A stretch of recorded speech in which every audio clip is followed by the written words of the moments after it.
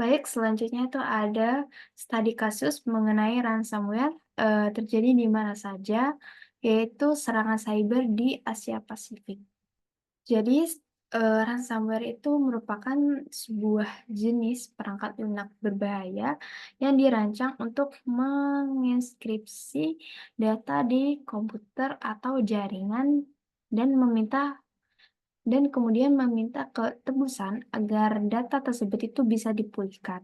Nah, menurut peneliti Akamai telah meneliti dan menganalisis penyedia ransomware itu sebagai layanan, yaitu RA RAS untuk mengungkap mekanisme mendasar yang berkontribusi terhadap keberhasilan kelompok mereka.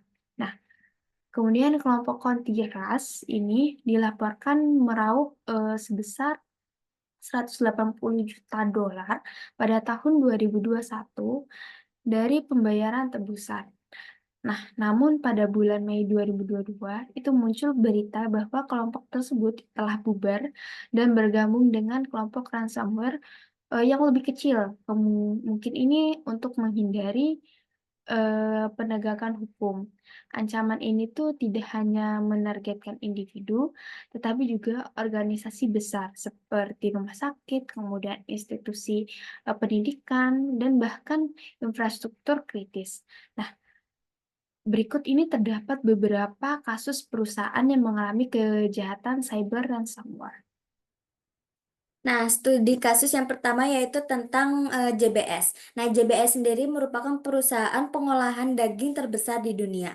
Pada tanggal 30 Mei 2021, peretas menyerang JBS dengan ransomware.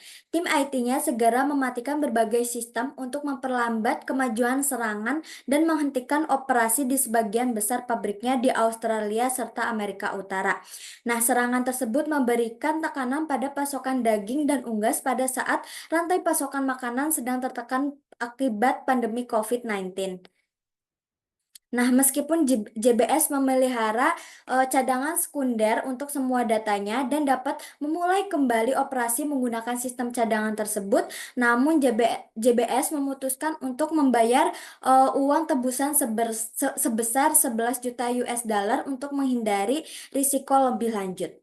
Nah, investigasi selanjutnya menunjukkan bahwa serangan ransomware JBS dimulai dengan bocornya kredensial milik karyawan JBS Australia pada Maret 2021. Peretas kemudian mulai mengekstrak data dari jaringan JBS selama jangka waktu 3 bulan dan akhirnya melancarkan serangan pada akhir Mei. Menurut pemerintah Amerika Serikat, kelompok Revil atau Sodinokibi yang berbasis di Rusia bertanggung jawab atas serangan tersebut. Selanjutnya, saya akan membahas studi kasus yang saya ambil dari CS Energy. Insiden keamanan cyber yang terjadi di CS Energy pada November tahun 2021 memberikan dampak yang signifikan terhadap operasional bisnis mereka. Walaupun operasi pembangkit listrik tetap berjalan tanpa gangguan langsung, kejadian ini menunjukkan bahwa adanya kelemahan yang serius dalam sistem keamanan cyber perusahaan. Situasi ini menimbulkan reaksi negatif dari publik serta tekanan dari pemerintah dan industri untuk segera memperkuat keamanan infrastruktur vital tersebut. Selain kerusakan reputasi, Cias Energy juga menghadapi peningkatan biaya untuk meningkatkan keamanan, serta risiko denda atau tuntutan hukum yang berpotensi mengganggu kestabilan operasional dan keuangan mereka di masa mendatang. Baik, di sini saya akan menjelaskan salah satu studi kasus yang ada pada materi ini, yaitu perusahaan asuransi siber divisi Asia, AXA, terkena serangan ransomware. AXA, salah satu perusahaan asuransi cyber terbesar di dunia, menjadi korban serangan ransomware oleh kelompok Avadon. Nah, serangan ini tuh mengganggu operasi TI AXA di berbagai negara Asia, termasuk Thailand, Malaysia, Hong Kong, dan Filipina. Kelompok Avadon mengklaim telah mengambil 3 terabyte data sensitif dari AXA Group, termasuk informasi paspor, kartu identitas, klaim pelanggan, informasi rekening bank, dan laporan medis. AXA telah merekrut tim forensik untuk menyelidiki insiden tersebut dan telah memberitahu mitra bisnis serta regulator mereka. Serangan terhadap AXA terjadi tidak lama setelah perusahaan tersebut berjanji untuk berhenti membayar ganti rugi kepada pelanggan di Prancis yang terkena serangan ransomware. Keputusan ini itu dibuat setelah adanya tekanan dari regulator Prancis yang berpendapat bahwa pembayaran asuransi itu memicu permintaan tebusan yang lebih tinggi. Pakar keamanan siber berspekulasi bahwa waktu serangan ini mungkin tidak kebetulan, dengan Abaddon kemungkinan menargetkan AXA untuk membuat contoh bagi perusahaan-perusahaan yang menentang tujuan bisnis mereka. Insiden ini menyoroti kerentanan yang dihadapi oleh organisasi besar terhadap serangan siber. Para ahli menekankan tantangan dalam mempertahankan jaringan modern yang kompleks dan luas, serta kesulitan bagi perusahaan besar seperti AXA untuk memiliki visibilitas penuh terhadap praktik keamanan cyber di seluruh mitra bisnis dan anak perusahaan mereka. Serangan ini juga memunculkan pertanyaan tentang kemampuan perusahaan asuransi untuk menilai resiko cyber secara akurat di seluruh portofolio klien mereka, yang dapat mengakibatkan perubahan dalam cara perusahaan asuransi berkolaborasi dengan klien mereka di masa depan. Baik, selanjutnya akan menjawab pertanyaan yang terdapat di buku. Pertanyaan yang pertama yaitu dari kerentanan keamanan tersebut, apa yang dieksploitasi oleh peretas? Kemudian yang kedua yaitu faktor manusia, organisasi, dan teknologi, apa yang berkontribusi terhadap kelemahan keamanan tersebut. Kemudian pertanyaan yang ketiga yaitu apa dampak bisnis dari permasalahan ini. Dan pertanyaan terakhir yaitu apakah serangan ransomware terhadap JBS, CS Energi, dan AXA ini dapat dicegah? Oke, baik. Di sini saya akan menjawab pertanyaan. Yang pertama itu ada pertanyaan apa saja yang dieksploitasi oleh peretas. Nah, dari kasus-kasus dari kasus CS Energi, JBS, kemudian CS Energi, dan AXA. Menurut kelompok kami, dari kasus tersebut yang dieksploitasi oleh para peretas yaitu menginskripsi file pada sistem yang disusupi dan mencuri data. Nah, sehingga perusahaan tersebut itu harus membayar uang tebusan senilai yang telah disepakati dengan sang peretas. Nah, untuk pertanyaan yang kedua yaitu ada faktor manusia, organisasi, dan teknologi apa yang berkontribusi terhadap kelemahan keamanan ini. Nah, yang pertama dari faktor manusia sendiri yaitu pengguna sistem melakukan kesalahan seperti mengonfigurasi perangkat dengan tidak benar atau mengklik tautan phishing dapat membuka celah keamanan. Lalu yang kedua yaitu dari faktor organisasi.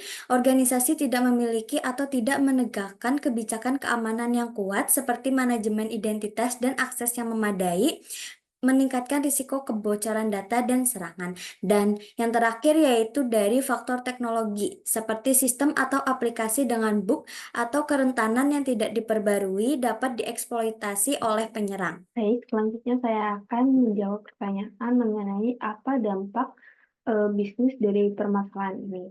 Nah, dampak yang dirasakan oleh 3 perusahaan tersebut, yaitu perusahaan JBS, CS Energi, dan AXA, akibat dari serangan ransomware ini.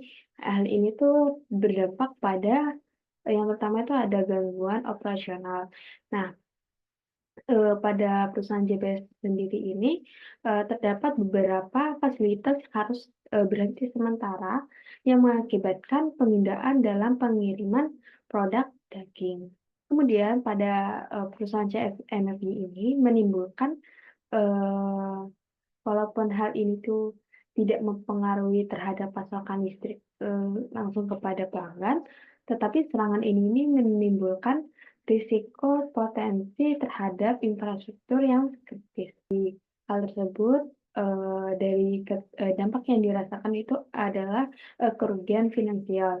Nah, karena ketiga perusahaan ini harus membayar tebusan untuk mengakses data yang telah ditranskrip tersebut. Selain itu juga berpengaruh terhadap reputasi dari ketiga perusahaan tersebut. Dan selanjutnya saya akan menjawab pertanyaan yang keempat di studi kasus pada materi ini.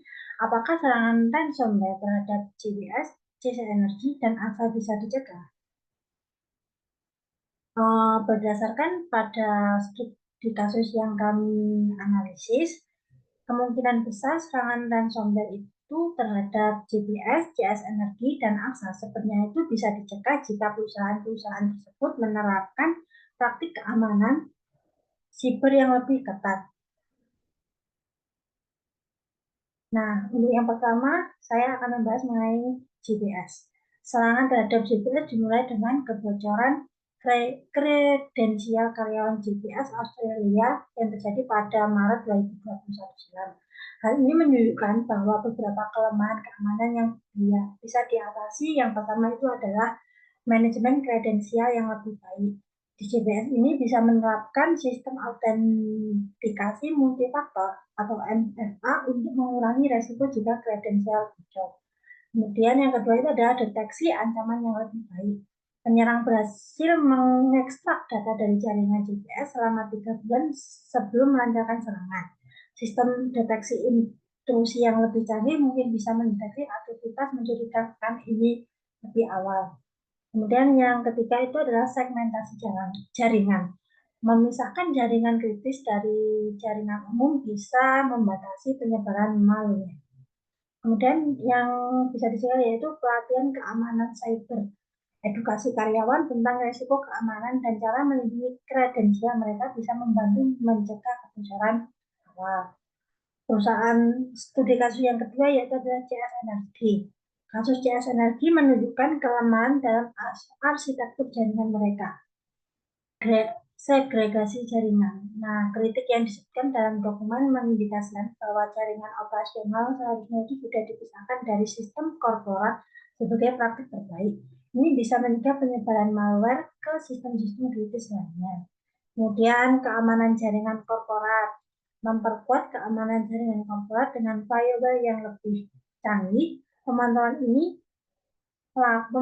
lalu lintas jaringan dan kontrol akses yang lebih ketat bisa membantu mencegah kompromi awal. Kemudian bisa melakukan dengan patch management, memastikan semua sistem itu selalu diperbarui dengan patch keamanan terbaru, bisa mengurangi kerentanan yang bisa dieksploitasi oleh penyerang. Studi kasus yang kedua terjadi pada perusahaan AXA. Serangan terhadap AXA mengakibatkan pencurian data sensitif dalam jumlah besar yang saya jelaskan tadi. Ini bisa diatasi dengan cara enkripsi data. Mengenkripsi data sensitif, terutama informasi medis dan finansial, bisa membuat data yang dicuri tidak berguna bagi penyerang. Kemudian bisa melakukan kontrol akses. Menerapkan prinsip hak akses minimal atau least privilege bisa membatasi akses ke data sensitif hanya kepada karyawan yang benar-benar membutuhkannya. Kemudian data loss prevention (DLP) mengimplementasikan solusi DLP bisa membantu mencegah transfer data sensitif keluar dari jaringan perusahaan. Yang keempat, kita bisa membackup dan pemulihan. Memiliki sistem backup yang kuat dan transkripsi serta rencana pemulihan bencana yang teruji bisa mengurangi dampak serangan ransomware. Secara umum itu beberapa langkah pencegahan yang bisa diterapkan oleh ketiga perusahaan tersebut itu meliputi yang pertama adalah meningkatkan kesadaran keamanan siber di seluruh organisasi melalui pelatihan-pelatihan reguler. Yang kedua itu bisa menerapkan pendekatan keamanan berlapis, defense in depth, yang mencakup firewall, sistem deteksi intrusi, anti malware, dan pemantauan keamanan 24/7. Yang ketiga itu bisa melakukan penilaian resiko dan audit keamanan secara berkala untuk mengidentifikasi dan memitigasi kerentanan. Yang keempat bisa melakukan pengembangan dan menguji rencana respons insiden yang komprehensif. Yang kelima itu bisa berinvestasi dalam teknologi keamanan canggih seperti solusi endpoint detection and response atau EDR dan Security Information and Event Management SIEM. Dan yang keenam itu bisa menerapkan patch management yang ketat untuk memastikan semua sistem selalu diperbarui. Kemudian yang ketujuh bisa membatasi akses ke sistem dan data kritis hanya kepada personel yang benar-benar membutuhkannya. Yang kedelapan itu bisa melakukan simulasi serangan penetration testing secara teratur untuk menguji pertahanan keamanan pada perusahaan-perusahaan besar ataupun perusahaan-perusahaan kecil. Meskipun tidak ada sistem yang 100% aman itu, penerapan praktik-praktik keamanan ini secara konsisten dan menyeluruh bisa secara signifikan mengurangi resiko serangan ransomware dan membatasi dampaknya jika serangan berhasil terjadi. Penting juga untuk dicatat bahwa keamanan sistem cyber adalah proses yang berkelanjutan dan membutuhkan komitmen jangka panjang dari manajemen puncak serta alokasi sumber daya yang memadai. Sekian dari saya. Terima kasih.